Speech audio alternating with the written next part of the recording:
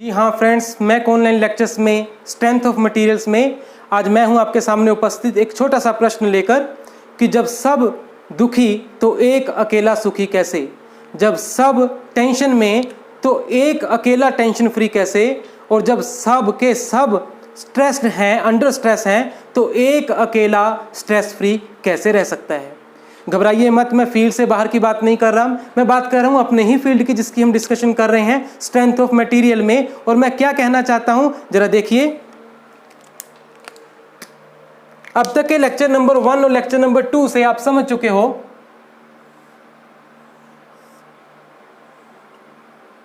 अगर सपोज किसी कंपोनेंट को हम ऊपर से एक एंड उसका फिक्स कर देते हैं, one and is fixed like this way, and on the another end we apply a mechanical load P. Suppose it is tensile in nature, axial load.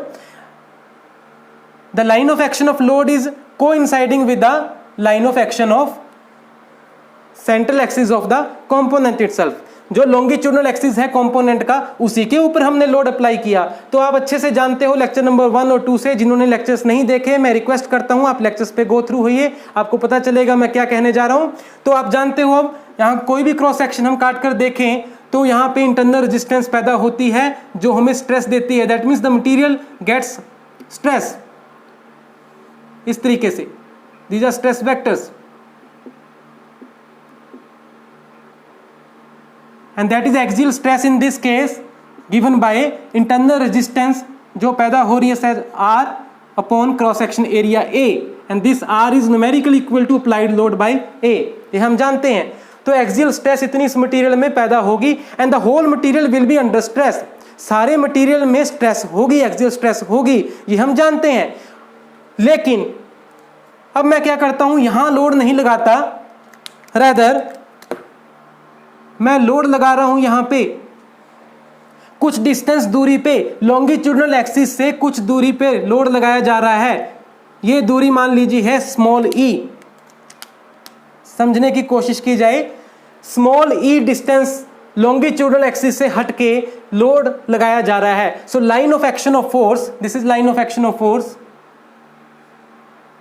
line of action of force is E distance apart from the longitudinal axis of the component, and this E is then known as eccentricity of load, eccentricity of load or load eccentricity।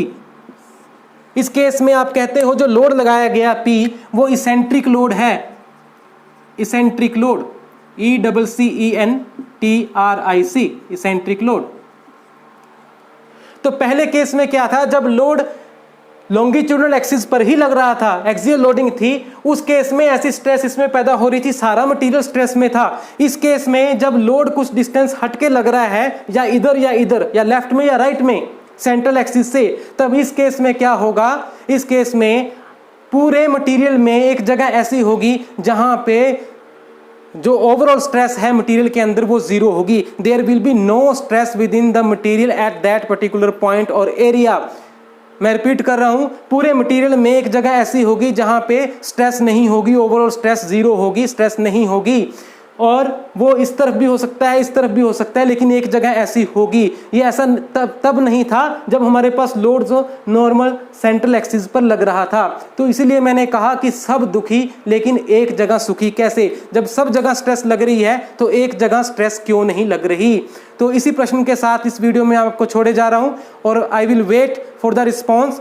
अगर आपके पास इसका answer है, आप सोच सकते हो तो मुझे सोचकर बताएं।